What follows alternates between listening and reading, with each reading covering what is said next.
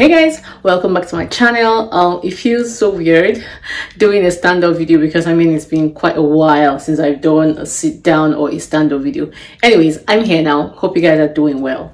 So since I started documenting my my journey, that's my Airbnb journey, I've gotten a ton of questions. Now I know on YouTube I've only put out one video, but I've been doing a lot more posting on IG and TikTok, and I've got like a ton of questions from people asking me how I started. Some had said I should even teach them, mentor them, and all of that. And I just felt that okay, it would be a good idea to actually put out, you know, basically information about how I started and what you should do if it's something you're considering doing. Now, the first two things that are at the top of my list, like this one's, you can't even compromise. Like there's no compromise on this. First things first, get education, get the right knowledge. Like, before you invest in any business, invest in yourself. If not, you're going to blow your money, because that was the first thing I did. So I knew that, okay, this is what I want to do, but I have no idea about it. So I decided to go for knowledge. So I attended a couple of masterclasses, a lot of masterclasses, because I really wanted to understand what the industry, the Airbnb, the property industry is like. I wanted to understand what it entails, so that I'm not met with surprises I'm not prepared for. So that was what I did. I invested my time and a lot of stuff into getting the right knowledge, the right education. That's first. Then the second thing that is not negotiable if you want to get into property is mentorship. So get yourself a mentor. Now, having a mentor would save you a lot of stress, will save you a lot of time, would also save you a lot of mistakes. Why? Because these people have gone ahead of you. They've been there, they've done that, they are still doing that. Do you understand? So there are certain mistakes you would not make because you have a mentor who is literally holding your hand and guiding you. So your progress, your success will be faster than if you do not have a mentor. Do you get what I mean? So that's also non-negotiable. Get yourself a mentor, someone that has the results you're looking for. Very important. Not someone who is also just starting out like yourself. So it's not like the blind leading the blind, you know. So someone who has the results that you want. Very important. So that aside, now let's go to like the practical stuff. A list of things you need to do before you start your business, or once you start your business. First thing first, I know I've said that before, but now first things first, you need to register your limited company. Now, depending on your location here in the UK, before you start a business, you need to register your business. You need to have like a limited liability company. Then you know that you're compliant, right? So that's the first thing you do. You have to register your company. Now, there are different ways of going about it. You can decide to go straight up to gov.uk website and register your company, or there are other third-party companies that also offer company registration. That's what I did. So and there are banks that would give you a package. So if you're going to open your bank account, your business bank account with them, which is like the next point I was going to make, if you're doing that with them, they would also help you open the company. That's open your limited liability company. So it's like a package. You can also do that. For me, that turned out cheaper for me. So I decided to just go that route, other than instead of going to gov.uk and then opening the bank account separately. So first things first, make sure you register your company. Don't do anything that is illegal. Don't just start a company without having it registered. Number two, open a business account, not a personal account. You don't want to be running your business with your personal account. It just makes you look serious, because you're going to be dealing with a lot of clients, right?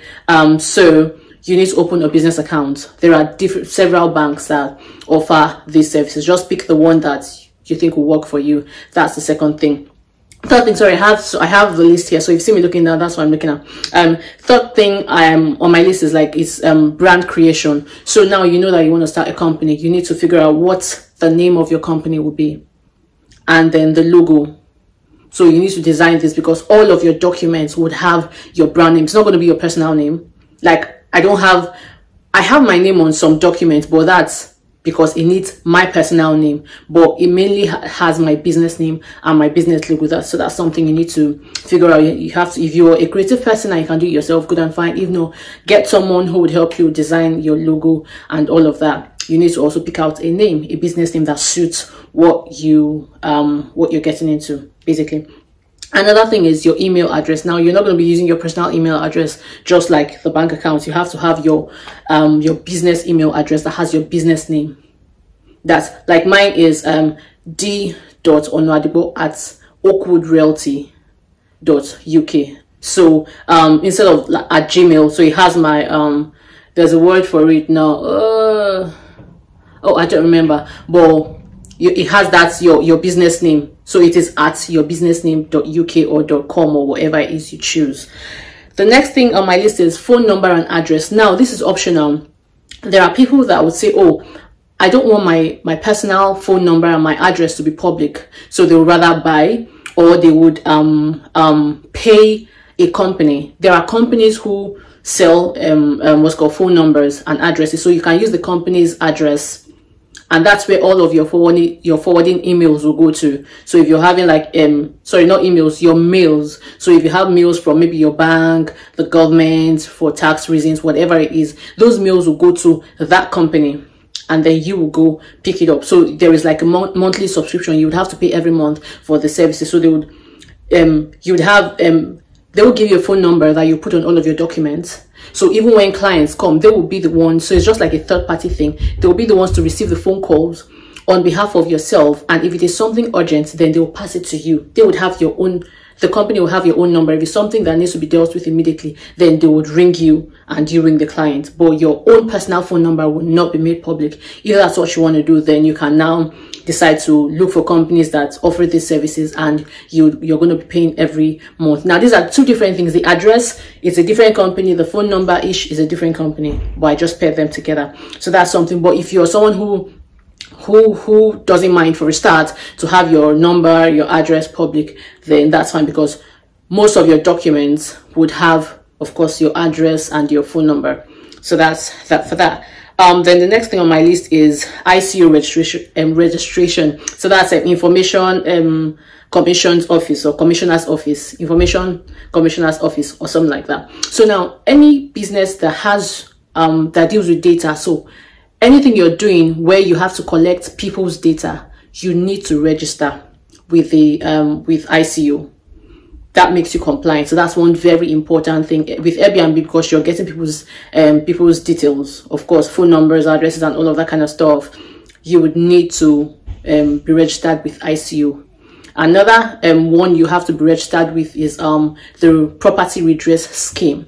Now, as long as you're managing other people's properties, you need to be registered with PRC. So it's called PRC. That's the one I use, property redress scheme. So that if anything happens, it's like a governing body, really, like an association. That's what it is. So you need to be registered with PRC and ICO. Very, very compulsory. And then another thing is you need to also have the right insurance, because anything could happen. A guest could come and trash the place or steal things or whatever. You need to have that insurance backing. So you're going to be having to pay insurance like every month. So just look for the insurance premium that works best for you. Look for that, and then you're going to be paying that every month. Lastly, I think, is your agreements and all of your contracts, your documents, and all of that. Now, this one is a very... My baby is at the door. She's trying to open the door. Give me a second. Okay, she's here now. And you say hi. Do you want to say hi? Hi. Okay, so like I was saying, where was I? Yeah, your agreements, your contracts. That is a very important aspect of your business, because you need to ensure that you have a contract that is also in your favor. So ensure that whoever is drafting your contract for you understands the business. So whoever, yeah, I'm coming. Okay, mommy's talking. So whoever is drafting the contract needs to also understand the terrain of the business and how this business operates, so that you're not working with a contract that isn't in your favor.